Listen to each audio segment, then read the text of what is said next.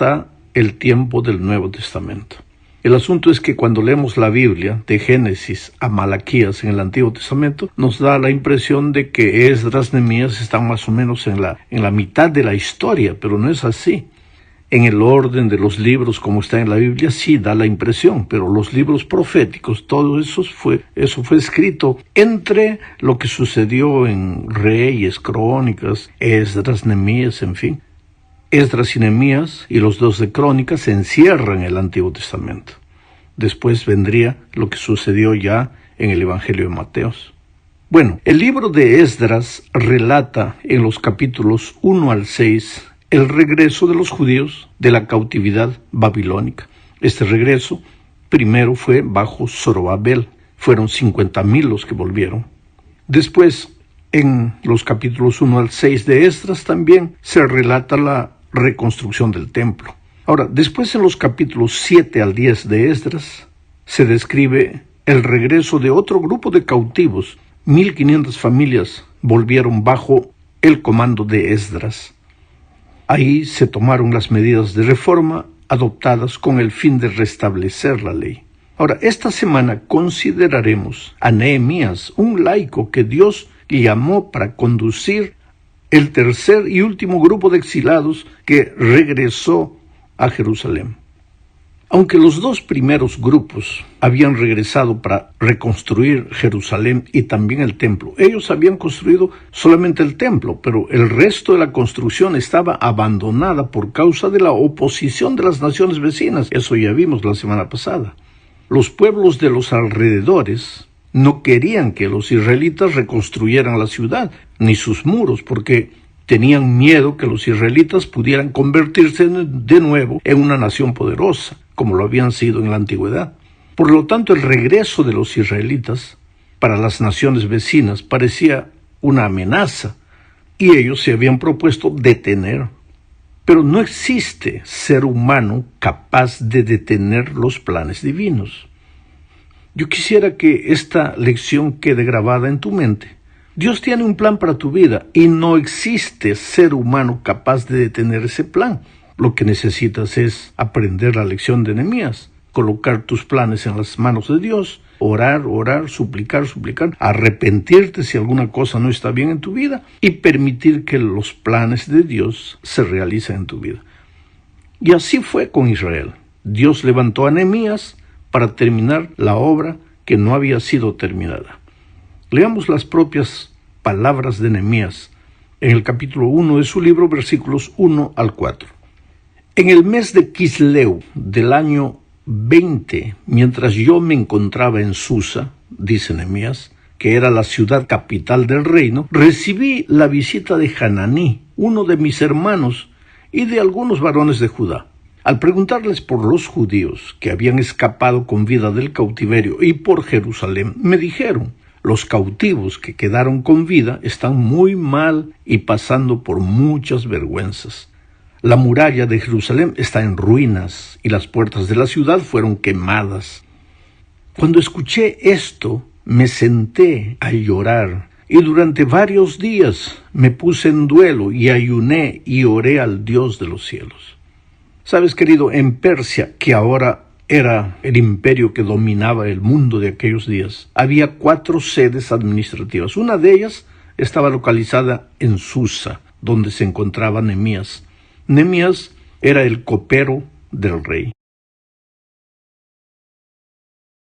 El incidente que se narra en los versículos que acabo de leer sucedió entre medianos de noviembre y medianos de diciembre del año 445 a.C. Al enterarse Nehemías de esta noticia, se puso triste y ayunó y sufrió. ¿Por qué? Porque los muros de la ciudad estaba abandonada, los enemigos se habían levantado, habían impedido que la obra de Dios siguiera adelante, los sueños de los anteriores que habían ido para allá no se habían realizado. ¿Y cómo un hombre de Dios puede quedarse tranquilo cuando la obra de Dios está en ruinas, o cuando la obra de Dios no avanza, o cuando los seres humanos, por miedo de los enemigos o por que nos distraemos con las cosas de la vida, no cumplimos el plan de Dios? Nehemías no era un sacerdote, Nehemías no era rey, Nehemías era apenas un laico, vamos a ver después. Él trabajaba en la corte del rey como copero, pero él no aceptó esta situación triste de la ciudad de Dios. Y clamó a Dios y clamó a Dios. Ahora, yo creo que aquí aprendemos una lección, porque la historia no es solo para hacer historia, es para aprender lecciones. A veces es necesario que nosotros nos preguntemos qué es lo que falta hacer en la ciudad de Dios, en la iglesia. Ahora, no te pongas a criticar a los dirigentes, no te pongas a criticar a los hermanos. Tú busca a Dios en oración. Pídele que te muestre, Señor, qué es lo que puedo hacer, qué es lo que debo hacer. Porque criticar no ayuda. Haz lo que puedas hacer en el área donde se te permite hacer. Si cada uno hiciera su trabajo donde está, pues el conjunto de todos sería que la iglesia cambiaría completamente de situación. Pero ¿qué pasa si tú criticas, juzgas, pero no cambias lo que puedes cambiar dentro de tu área de acción? Tú como miembro de iglesia, como discípulo de Cristo, tú como padre de familia, pídele a Dios que te ayude a resolver las cosas en tu área de acción, y así estarás contribuyendo a la reconstrucción completa de la ciudad de Dios. Vamos ahora a la segunda parte. Veremos aquí lo que Nehemías dijo en su oración, porque él se retiró para orar.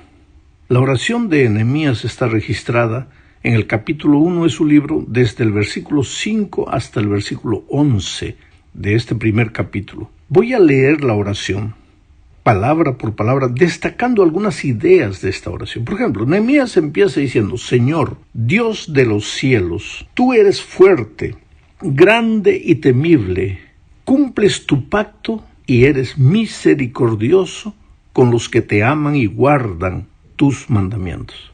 Aquí Nehemías me enseña una manera de orar. Lo primero que debes hacer cuando oras es reconocer que Dios es Dios de los cielos, que es fuerte, que es grande, que nada lo detiene, que es poderoso, pero que al mismo tiempo es misericordioso.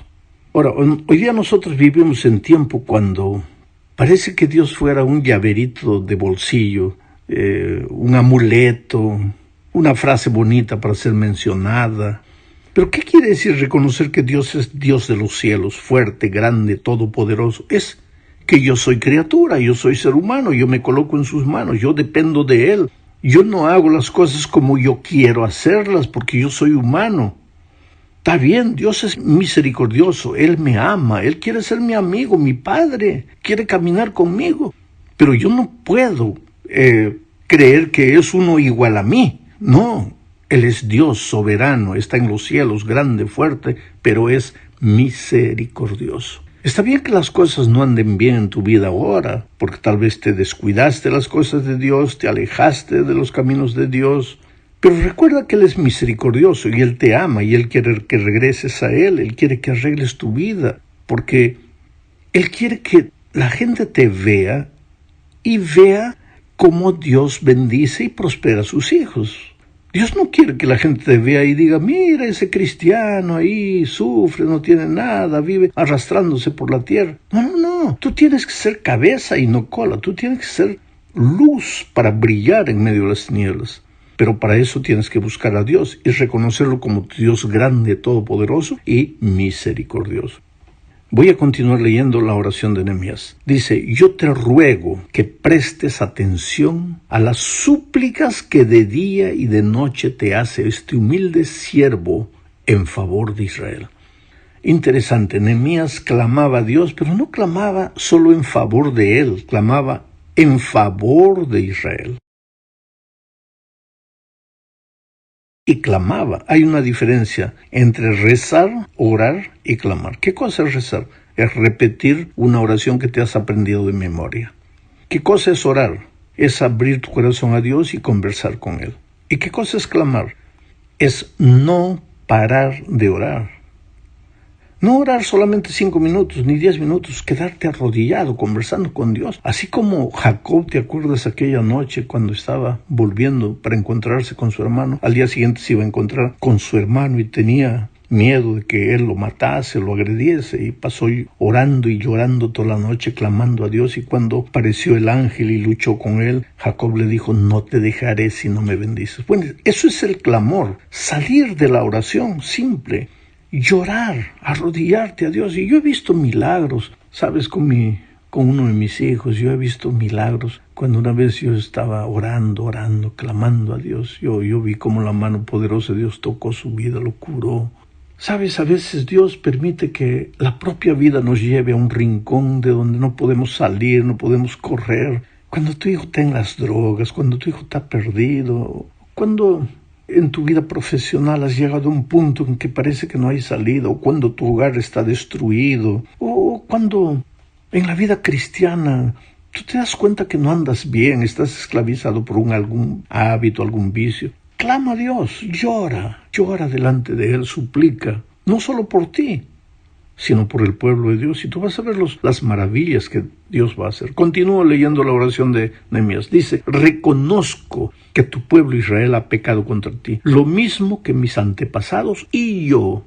Nuestra corrupción ha llegado a los extremos, pues no hemos cumplido con los mandamientos, leyes y estatutos que le diste a tu siervo Moisés. Mira, en realidad quien no había cumplido todo eso era el pueblo, no era él, Nehemías. Nehemías era un hombre de Dios, y sin embargo él se incluye, él se identifica como parte de la iglesia de Dios. Por eso es que te digo, yo no sé por qué últimamente aparecen hombres, mujeres criticando, juzgando a la iglesia. Hoy día que estamos en el tiempo del internet, pues cualquiera habla lo que quiere, levanta sin responsabilidad ninguna, y critican a los líderes, critican a los pastores, critican a los ancianos, a la iglesia. Ahora, querido, tú eres parte de la iglesia, ¿o no? Ora como Nehemías. Aunque tú te creas santo, aunque tú no hayas hecho nada de malo, dile: Señor, yo soy un pecador, tan pecador como cualquiera. Clama por la iglesia, pero identifícate con la iglesia. Sigo leyendo la oración de Nehemías. Dice: recuerda que ya le habías advertido a Moisés que si nosotros llegáramos a pecar, tú nos dispersarías entre las naciones, pero que si nos arrepentíamos y te buscábamos y cumplíamos tus mandamientos y los poníamos por obra, tú nos harías volver. ¿Qué cosa? Mira, esto estaba claro en la cabeza de Nehemías. El resultado de la desobediencia es el esparcimiento por el mundo. Pero si te arrepientes y vuelves, Dios, el Dios de misericordia, el Dios de las promesas, el Dios de su pacto, cumplirá su pacto contigo. Oh, querido, estás sufriendo en este momento por algún motivo. Te has alejado de Dios. Has quebrantado tu pacto con Él, el pacto del bautismo. Pues Dios es un Dios que perdona. Vuelve a Jesús, arrepiéntate, dile: Señor, estoy viviendo un momento difícil en mi vida porque me aparté de tus caminos, pero estoy aquí, quiero regresar. Y Dios va a hacer maravillas en tu vida. Y sigue diciendo el texto: y nos llevarías a la tierra que elegiste como residencia tu nombre, aun cuando nos hubieras dispersado hasta los confines de los cielos. Señor, somos tu pueblo, somos tus siervos. Tú, con tu gran poder y tu brazo poderoso, nos liberaste de la esclavitud. Yo te ruego, Señor, que prestes atención a las súplicas de este humilde siervo tuyo y a las de todos tus siervos que honran tu nombre. Concédele a este siervo tuyo tener éxito ante el rey para que me conceda lo que le solicite. Y al día siguiente, él se presentó ante el rey. Ahora viene la tercera parte. En esta tercera parte veremos lo que sucedió como resultado de esa oración de Nehemías. Voy a leer Nehemías 2, 1 al 8. Voy a comentar el texto rápidamente porque el tiempo se nos va. En el mes de Nisán, del año 20 del reinado de Artajerjes, esto es más o menos abril del 44 a.C., mientras yo, dice Nehemías, me disponía a servirle vino al rey, este me miró y como nunca antes me había visto triste en su presencia, me preguntó: ¿por qué estás triste, Nehemías? Enfermo no estás. Lo que reflejas es un profundo pesar. Mira, Nehemías era copero del rey. El copero del rey era un hombre de confianza del rey, porque no solo le servía las bebidas, sino que antes de que el rey bebiese cualquier cosa, el copero en la presencia del rey bebía un poco la bebida. ¿Para qué? Para que si estaba envenenada por algún enemigo, quien muriese primero para salvar al rey era el copero. Entonces, de tanto servir al rey y de tanto estar a su lado, pues entre ellos se formaba amistad. Y muchas veces, grandes determinaciones de los reyes eran consejos del copero, el hombre de su confianza. Ahora el rey lo vio triste. ¿Por qué triste? Por su pueblo. Él había recibido la noticia que la ciudad estaba abandonada, que los muros no podían ser reconstruidos, que el enemigo estaba impidiendo el trabajo. Entonces cuando el rey le pregunta, Nehemías, ¿qué te pasa? Sigo leyendo ahora. Dice, yo sentí mucho miedo y le respondí, larga vida a su majestad. ¿Cómo no estar triste si la ciudad donde mis padres están sepultados se encuentra en ruinas y sus puertas han sido consumidas por el fuego?